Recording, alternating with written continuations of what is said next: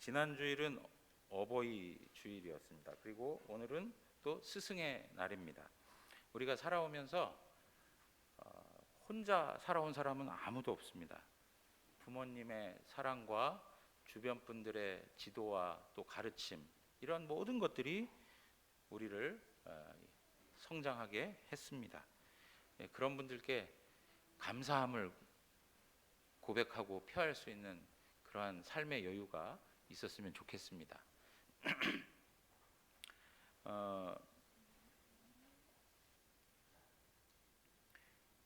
우리가 이제 어떤 경우에 있어서 낳은 정이 있고 기른 정이 있다, 이렇게 표현하죠. 무슨 사람 이름 같은데요. 낳은 정이 있고 기른 정이 있다. 근데 모세가 그러한 삶을 경험한 사람입니다. 왜 두 어머니 사이에서 양육되어야만 했는가? 여러분, 출애굽기 1장 22절 가서 보시면, 그러므로 바로가 그의 모든 백성에게 명령하여 이르되 아들이 태어나거든 너희는 그를 나일강에 던지고 딸이거든 살려두라 하였더라 그랬어요. 바로의 법령으로 이스라엘이 강성해지자 사내 아이들을 다 죽이라고 하는 그러한 일들이 벌어지게 되었습니다. 그런데 모세가 태어난 겁니다. 근데 모세가 너무 잘생겼어요. 여기 이제 뭐 잘생겼다라는 표현이 그냥 무조건 외적인 걸로만 표현할 수 있는 일은 아니지만, 그렇게 준수한 자녀였음을 말해주고 있는 거죠. 그래서 3달간 숨겼지만 더 이상 숨길 수가 없는 거예요. 3달간 숨기는데 더 이상 숨길 수가 없어요. 그래서 어머니 요게벳이 결정한 일이 뭡니까? 역청과 나무 진으로 칠한 갈대 상자에 넣어가지고 나일강에 떠내려가게 하는 것이었습니다. 여러분, 지금 이러한 내용들을 우리 어린이 설교 때 다 이야기한 거예요. 그런데 그 떠내려간 아이를 바로의 딸이 건져내게 되고요, 그 아이를 자신의 딸로 삼는 일이 생겨나게 되었습니다. 여러분, 이러한 두 어머니의 어떤 결단, 왜 이걸 결단이라고 이야기하느냐? 사실은 요게벳이 모세를 살리기 위해서 행동한 그 일도 쉬운 일이 아니에요. 자식이지만 그 당시에 많은 사람들은 아이를 그렇게 죽여야만 했던 그런 역사 속에 있었을 거예요. 그런데 그 아이를 어떻게 해서든지 살려내고자 하는 그런 간절한 마음을 가지고 아이를 나일강가에 떠내려 보내는 것이죠. 여러분, 이러한 것들을 보면 그 당시에 바로의 입장에서 그렇게 아이를 살려두는 한 예가 있다면 모든 사람들에게 교훈을 삼기 위해서라도 어떻게 할까요? 엄중하게 그 문제를 다룰 거예요. 그래서 아이를 살려두는 가정, 부모가 있다면 반드시 그에 상응하는 대가를 치르게 하겠다, 혹은 처형에 처하겠다, 뭐 이런 일들이 있었을 거예요. 그럼에도 불구하고 어떻습니까? 자기가 희생당할 것을 감수하고라도 모세를 살려내고자 하는 것이 바로 이 어머니의 마음이었던 거예요. 여러분, 이게 어머니의 마음으로서 당연한 거 아니겠어요? 그죠? 자기가 희생해서라도 아이가 살아날 수 있다면 그런 일을 감행하는 거죠. 바로의 딸은 어떻습니까? 바로의 딸은 아이를 처음 딱 보자마자 뭐라고 얘기하냐면 히브리 아이라고 하는 것을 압니다. 히브리 아이라고 하는 것을 알아요. 6절에 그러죠. 6절에 이는 히브리 사람의 아기로다 라고 말을 하고 있어요. 여러분, 히브리 사람의 아기를 발견했으면 어떻게 해야 될까요? 자신의 아버지의 뜻을 따라서 모른 척하거나 그냥 버려야 되는 거예요. 그런데 아버지의 법령을 잘 알고 있었을 거예요. 그것 때문에 많은 히브리 사람들의 아이들이 죽어가고 있다는 것도 알고 있었을 거예요. 그럼에도 불구하고 아버지의 뜻을 거스려 그 아이를 왕궁으로 데려가고 있더라는 거죠. 여러분, 이러한 결단도 쉬운 결단이 아닌 거예요. 아버지의 뜻을 거스리는 것이요, 어쩌면 아버지의 정치에 흠집을 낼 수 있을 만큼 어려운 문제도 있을 법한 거예요. 그럼에도 불구하고 그는 아버지에 대해서 생각을 하고야 있었겠지만 아버지의 뜻을 거스려서 자신이 결정하는 대로 행동하고 있는 겁니다. 여러분, 이러한 내용들을 보면서 이 생명의 가치를 얼마나 소중히 여기고 있는지 이 두 여인의 모습 속에서 우리가 그것을 느끼고 있는 겁니다. 여러분, 오늘날 보면 참 두려운 마음이 드는 것이 뭐냐면 점점 더 생명을 가볍게 여기는 시대가 되어버렸습니다. 그래서 뱃속에 아이를 가졌더라도 그 아이를 지워버리는 그런 일들이 너무 많이 발생하고 있고요. 정말 안타까운 그런 일들이 생겨나요. 뭐 인간을 존엄하게 여겨야 된다라는 이야기를 그렇게 강조하는 인본주의 사회 속에서 오히려 힘이 없고 약한 이들은 더 비참하고 더 고통스러운 삶의 현실들을 맞이하고 있어요. 참 아이러니한 거예요. 인간을 높이면 높일수록 인간들은 더 고통스러운 삶의 처지를 경험하고 있는 일은 왜 그럴지, 이게 역사에서 반복적으로 벌어지고 있는 일들이에요. 아이에게 무슨 힘이 있습니까? 그냥 낙태하면 끝나는 거예요. 그런 일들을 아무런 마음의 죄책감 없이 저지르는 그런 일들이 오늘날 벌어지고 있어요. 그런 걸 법제화시키려고 하고 있어요. 여러분, 어떤 분들은 정말 아이를 가지고 싶어도 생기지 않아가지고 마음고생을 하며 사시는 분들도 많아요. 그런데 또 한편으로는 원치 않는 임신으로 아이를 그냥 이렇게 지워버리는 일들도 많이 나타나요.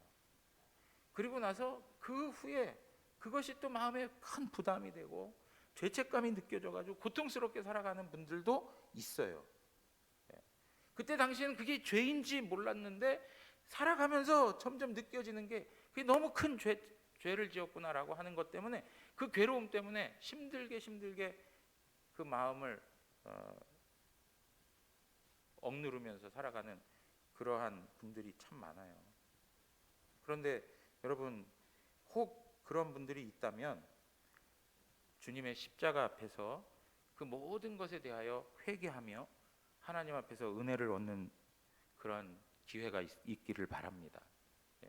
우리 주님께서 우리가 삶의 과정 속에서 정말로 어떠한 환경 때문에, 상황 때문에, 그리고 잘못된 판단 때문에 하나님 앞에 지었던 모든 죄를 십자가 앞에 가지고 나올 때 용서해 주시는 것입니다. 그리고 다시는 그러한 일을 범하지 말아야 할 것입니다. 그래서 우리 자녀 세대들이 정말 생명을 존중히 여기는 그러한 시각을 가지고 살아갈 수 있도록 또 안내해주고 교육해 주셔야 되는 것이 마땅한 책임 있는 태도의 모습입니다.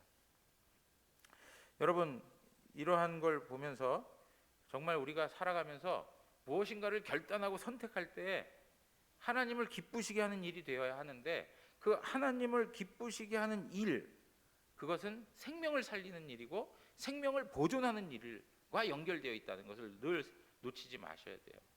생명을 살리는 일, 생명을 보존하는 일, 생명을 존귀하게 여기는 일, 이런 것들을 하나님께서 기뻐하신다는 것을 생각하고 우리가 그러한 삶의 태도를 가지고 살아야 한다는 거죠. 시편 139편 13절에서 14절에 보면 주께서 내 내장을 지으시며 나의 모태에서 나를 만드셨나이다. 내가 주께 감사하오면 나를 지으심이 심히 기묘하심이라. 주께서 하시는 일이 기이함을 내 영혼이 잘 아나이다 라고 얘기하고 있어요. 여러분, 누가 우리를 만드셨습니까? 여호와 하나님이 우리를 만드신 거예요. 우연에 의해서 태어난 게 아니에요. 어떤 목적도 없이 한 남자와 한 여자가 실수로 해서 태어난 생명들이 아닌 거예요. 하나님의 주권과 하나님의 깊으신 뜻 가운데에서 하나님이 만드셔서 태어난 사람들입니다. 우리는 서로 서로를 존귀하게 여겨야 되고 존중해야 하며 살아가야 됩니다. 여러분, 이러한 것에 있어서 그 생명은 하나님께로부터 왔다는 이 생각 절대로 놓지 마시고 항상 하나님 뜻 가운데 우리가 서야 한다는 것입니다. 자, 두 번째로 무슨 이야기가 있습니까? 이 두 어머니의 모습에서 희생적인 사랑, 결단 이런 것도 보여지고 있는데요. 이제 그 결단이 자기를 희생하면서라도 자녀를 살리고자 하는 결단인데 그 두 어머니의 마음 가운데는 벌써 사랑이 충만해져 있다는 것을 알 수 있어요. 여러분, 요게벳이 갈대 상자를 만들었을 때 어떤 마음을 가지고 만들었을까? 정말 아이를 죽이는 것보다는 조금이라도 이 방법이 소망이 있겠지 하고 만들었겠지만, 그럼에도 불구하고 그 갈대 상자를 만드는 그 어머니의 마음은 간절함을 가지고 그 상자를 만드는 내내 울먹이면서 그 일을 했었을 거예요. 그것이 바로 어머니의 마음이기 때문에 그렇습니다. 아이를 자기가 품지 못하고 자기가 양육하지 못하고 자기 품에서 떠나보내야 된다라고 하는 그 현실이 너무나도 고통스럽게 느껴질 수 있었습니다. 그래서 그가 갈대상자를 만들고 그 일들을 추진할 때에는 정말 많은 기도와 사랑과 눈물이 그 가운데 있었을 것입니다.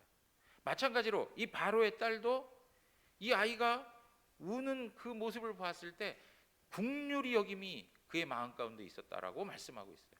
그를 불쌍히 여겼다라고 말씀하고 있어요.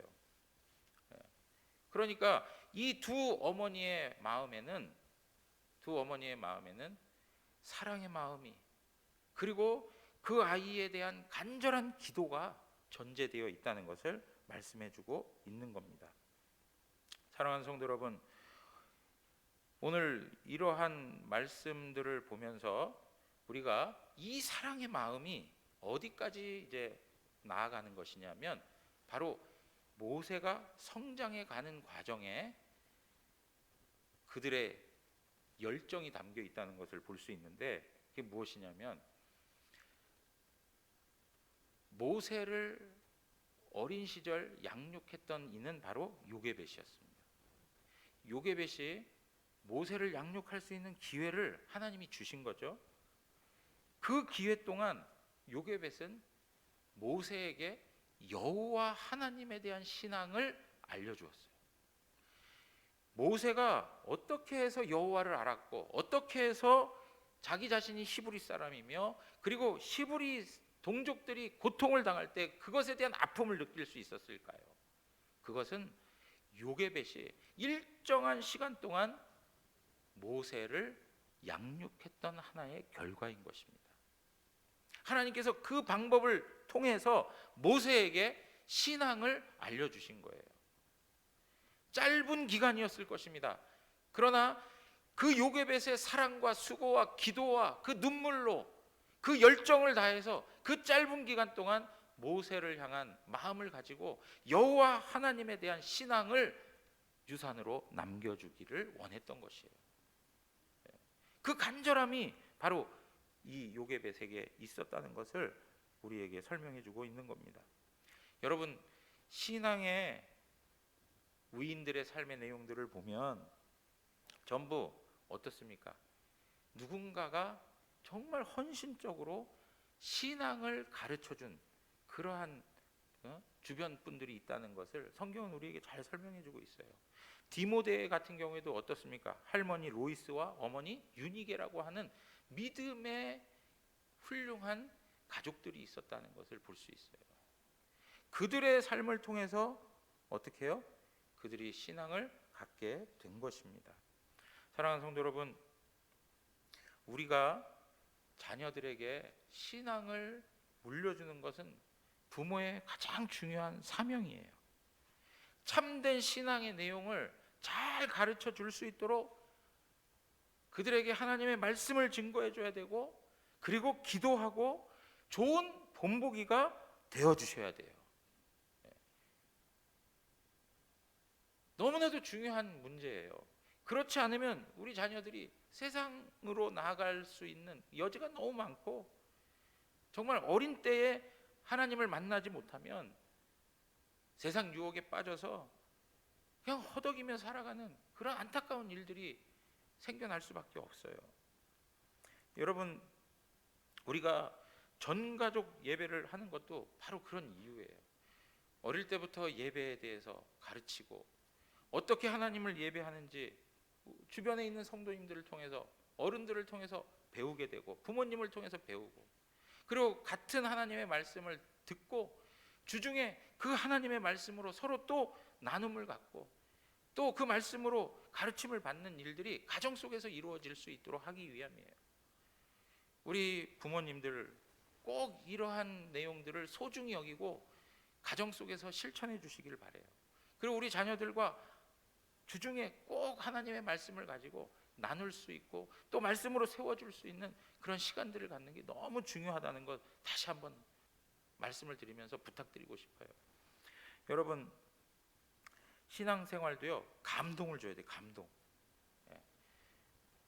우리 자녀들에게 신앙에 대한 감동을 줄 수 있어야 돼요.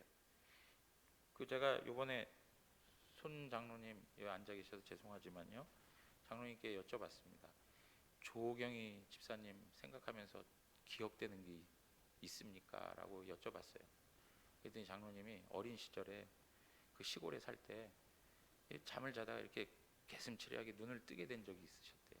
한참 잠을 자다가 눈을 이렇게 그냥 졸린 눈으로 이렇게 눈이 띄어졌는데, 문을 열어보니까 밖에 눈이 너무 많이 와가지고 정말 걸어가기 힘들 정도로 눈이 많이 왔었나 봐요. 근데 그 눈을 뚫고 두 분이 새벽 예배를 나가시는 모습이 아직도 생생하시다는 거예요. 여러분, 뭡니까? 평범한 삶의 모습 가지고는 우리 자녀들이 감동하지 않아요. 그냥 일상적으로 우리가 하는 그 삶의 방식을 가지고는 감동이 오질 않아요. 누구나 다 할 수 있는 거라고 생각하고, 그냥 습관적으로도 할 수 있는 거라고 다 판단하고 있어요. 그런데 어려운 중에도 하나님의 말씀을 부여잡고 하나님 앞에 나아가는 모습들을 보는 것, 그것이 감동을 불러오는 거예요.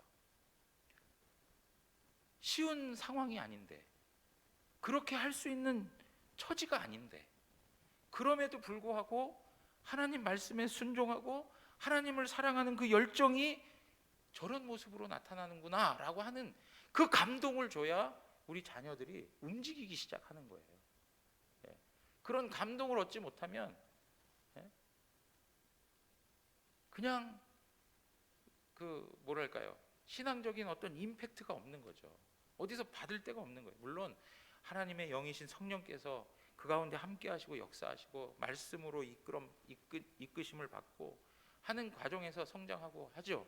그럼에도 불구하고 우리의 삶을 하나님이 사용하실 때가 있단 말이에요. 우리의 삶을 사용해서 신앙이 무엇인가라고 하는 그 진가를 우리 자녀들에게 보여주기를 원하실 때가 있단 말이에요. 어려울 때, 남들 하지 못한다고 손들고 있을 때, 그때에 주님 앞에 서 있는 모습을 보여주셔야 되는 거예요. 누구나 다 할 수 있는 거 해서는 어렵습니다. 정말 뭔가 감동을 준다는 건 어려운 일이에요. 여러분, 바로의 딸도 마찬가지예요. 양육하는 어머니로서 모세를 정말 부족함 없이 키워냈습니다. 여러분, 사도행전 7장 21절에서 22절에 가서 보시면, 버려진 후에 바로의 딸이 그를 데려다가 자기 아들로 기름해 모세가 애굽 사람의 모든 지혜를 배워 그의 말과 하는 일들이 능하더라 그랬어요.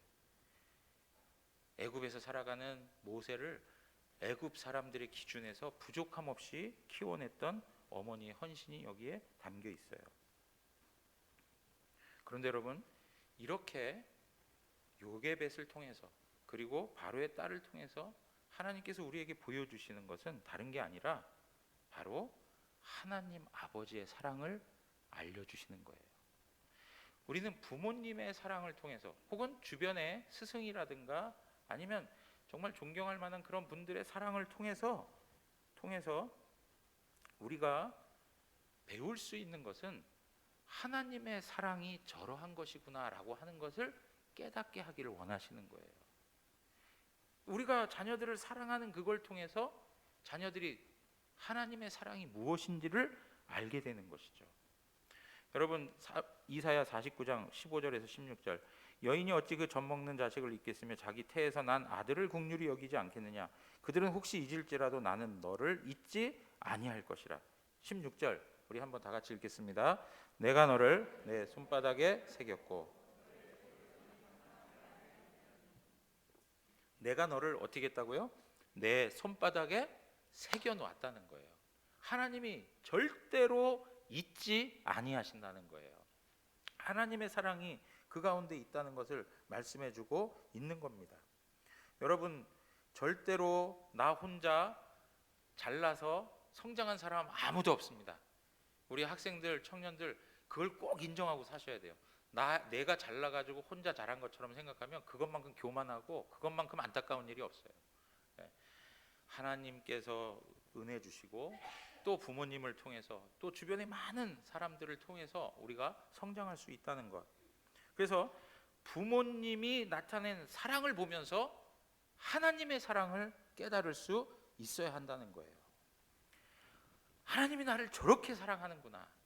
우리 부모님이 나를 사랑하듯이 하나님이 나에 대해서 저런 마음을 가지고 계시구나 라고 하는 것을 깊이 느껴야 한다는 거예요. 얼마나 많은 부모님들이 여러분들을 위해서 결단을 하고 희생을 치르고 그리고 수고와 눈물로 밤을 지새가면서 살아왔습니까? 그것이 누구의 마음이라고요? 하나님의 마음이라는 것을 우리가 배울 줄 알아야 된다는 거예요. 하나님의 마음. 여러분, 앞에서도 말씀드렸습니다. 우리가 태어나는 것 그리고 우리가 성장해 오는 과정들 속에서 돌봄, 공급하심, 이 모든 것들이 다 하나님의 은혜입니다. 하나님의 은혜 없이는 된 것이 없는 겁니다. 그래서 우리의 삶의 과정도 하나님께서 우리의 손을 놓지 아니하시기 때문에 우리가 살아갈 수 있는 거예요. 하나님이 우리에 대해서 관심을 등한시하시거나 우리를 놓으신다든가 그러면 우리는 살 길이 없어요. 우리가 지금 이 정도로도 살아갈 수 있는 건 하나님이 우리를 단단히 붙들고 있기 때문입니다. 여러분, 요한복음 10장 27절에 30절에 보면 이런 말씀이 있습니다. 내가 그들에게 영생을 주노니 영원히 멸망하지 아니할 것이요 또 그들을 내 손에서 빼앗을 자가 없느니라. 그들을 주신 내 아버지는 만물보다 크심에 아무도 아버지 손에서 빼앗을 수 없느니라. 하나님의 손은 모든 만물보다 크십니다. 그 하나님의 손으로 지극히 연약하고 부족하고 정말 먼지 같은 나를 붙들고 계시는 거예요. 하나님의 강하신 오른팔이 나를 붙들고 있다는 사실을 잊지 않으셔야 하는 것입니다. 사랑하는 성도 여러분, 이러한 하나님의 은혜로우심과 사랑이 많으신 것이 무엇을 통해서 나타났느냐? 여러분, 오늘 보면 요게벳이 갈대 상자를 만들어서 모세를 구원해내는 사건을 우리에게 보여주고 있어요. 여기에 갈대 상자라고 하는 말에서 그 상자라고 하는 히브리 단어는 테바라는 말이에요. 테바. 여러분, 이 테바라고 하는 말은 어떠한 단어냐면 방주라고 하는 단어예요. 그러니까 갈대 상자라고 표현하고 있지만 이걸 다른 말로 뭐라고 표현할 수 있어요? 갈대 방주라고 표현할 수 있는 거예요. 여러분, 방주가 무엇입니까? 하나님께서 인류를 심판하실 때 노아를 통해서 만들게 하신 것이 방주예요. 그래서 그 하나님의 심판에서 구원 얻을 방법으로 허락하신 것이 바로 방주인 거예요. 하나님의 의로우신 심판 앞에서 유일하게 구원 얻을 수 있는 방법, 그것이 바로 방주라는 거예요. 모세도 마찬가지예요. 여러분, 모세가 갈대 방주에 들어가 있다라고 하는 것 자체가 바로 구원을 말해주고 있는 거예요. 물에서부터의 구원, 물은 어떤 경우에 성경에서 악의 존재로도 사용되고 있어요. 악으로부터 구원받는 것, 하나님의 심판으로부터 구원받는 것, 이 모든 것들이 바로 갈대 방주를 통해서 나타나고 있다는 거예요. 그렇다면 여러분, 오늘날 하나님의 영원한 심판에서 구원받을 수 있는 유일한 방법이 무엇일까요? 그것은 갈대 방주가 되시는 예수 그리스도입니다. 갈대 방주가 되시는 예수 그리스도예요. 그분 안에 있을 때에 우리는 구원을 받을 수 있는 거예요. 사랑하는 성도 여러분, 베드로전서 3장 18절에 그리스도께서 단번에 죄를 위하여 죽으사 의인으로서 불의한 자를 대신하셨으니, 의인이 불의한 우리를 대신하여 십자가에 죽어주셨다는 거예요. 왜 그렇다고요? 이는 우리를 하나님 앞으로 인도하려 하심이다 라고 하는 거예요. 우리가 하나님 앞에 나아갈 수 있게 하시기 위해서 예수 그리스도께서 불의한 우리 대신하여 십자가에 죽어주셨다는 거예요. 예수 그리스도의 피 묻은 십자가 안에 거할 때에 우리는 악으로부터 구원받을 수 있고 하나님의 영원한 심판으로부터 구원받을 수 있는 것입니다. 사랑하는 성도 여러분, 예수 안에 있는 자들은 하나님의 심판을 면하게 되었습니다. 예수 안에 있는 자들은 죄의 정죄에서 벗어날 수 있습니다. 예수 안에 있는 자들에게는 결코 정죄함이 없나니라고 말씀하고 있어요. 예수 안에서만, 오직 예수 그리스도로만 우리의 구원의 방법이 되는 것입니다. 다른 것으로서는 구원 얻을 수가 없습니다.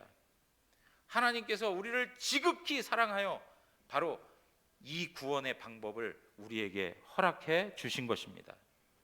사랑하는 성도 여러분, 하나님이 모든 일을 이루신 거예요. 하나님이 세상을 창조하시고 하나님이 우리를 지으시고 우리로 하여금 살아가게 하시고 또 우리로 하여금 영원한 하나님의 심판에서 구원받을 수 있도록 갈대 상자이신 예수 그리스도를 허락해 주신 것입니다. 하나님이 하신 거예요. 그렇기 때문에 부모님에게 대한 감사와 공경을 해야 되는 것이 마땅하듯이 우리가 우리의 생명의 근원 되시고 우리의 삶의 목자가 되신 예수 그리스도를 섬기는 것은 당연한 거예요. 사도행전 7장 20절에 보시면 그때 모세가 낳는데 하나님 보시기에 아름다운지라 그의 아버지 집에서 석 달 동안 길리더니라고 했는데요. 여러분, 모세의 전 삶의 과정들을 누가 돌보신 거예요? 하나님이 돌보셨다는 거예요. 하나님이 모세를 보셨다는 거예요. 우리 모든 성도님들을 하나님이 보고 계십니다.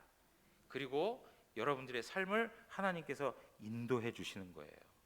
그렇다면 여러분, 우리는 어떻게 삶을 살아야 될까요? 하나님이 주신 큰 사랑과 은혜에 보답하며 사는 것이 마땅한 거예요. 그런데 우리가 과연 보답하며 살 수 있을까요? 우리 가지고 있는 모든 것을 하나님 앞에 내어 드린들 과연 하나님께 보답이 될 수 있을까요? 보답될 수 있는 것이 아니에요.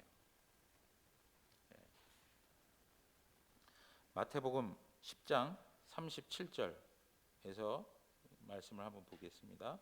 37절에 아버지나 어머니를 나보다 더 사랑하는 자는 내게 합당하지 아니하고 아들이나 딸을 나보다 더 사랑하는 자도 내게 합당하지 아니하며 라고 돼 있어요. 여러분, 아버지나 어머니를 사랑하시죠? 네?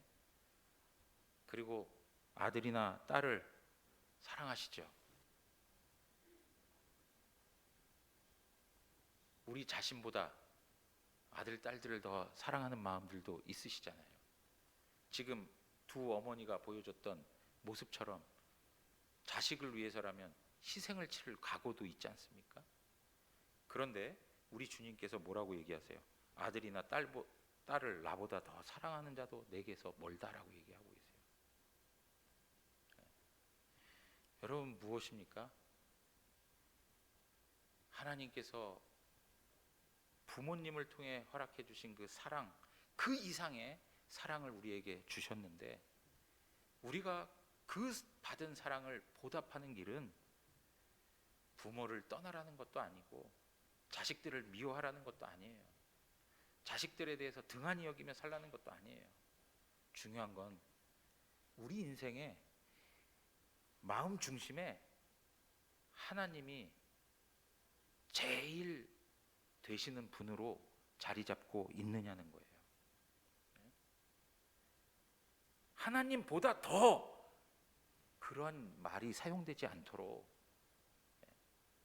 우리의 아들과 딸보다 더 하나님을, 우리의 아버지와 어머니보다 더 하나님을 존귀 여기고 사랑하며 살라는 거예요.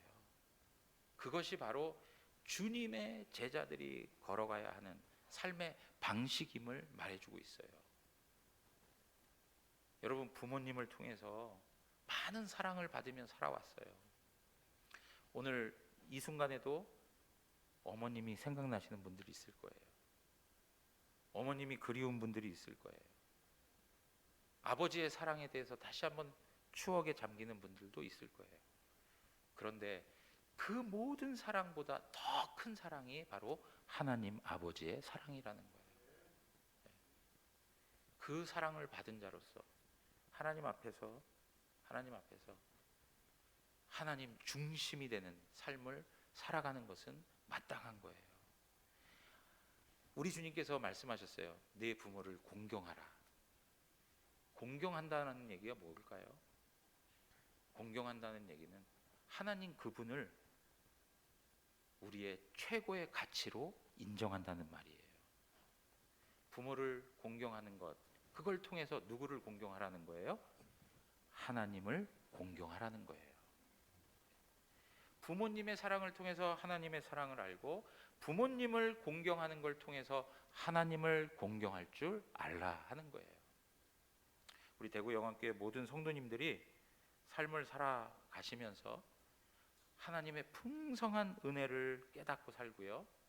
그리고 그 하나님에 대해서 공경하고 존중히 여기고 우리 인생에 있어서 삶의 가장 중심에 하나님을 모셔놓고 섬기는 아름다운 삶이 있기를 원합니다.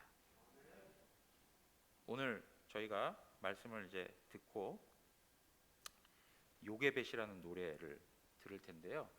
여러분, 이 찬양을 잘 이게 저희가 많이 해보질 않아서 어려워요. 그래서 우리 이하람 집사님이 독창으로 섬겨주실 거고요.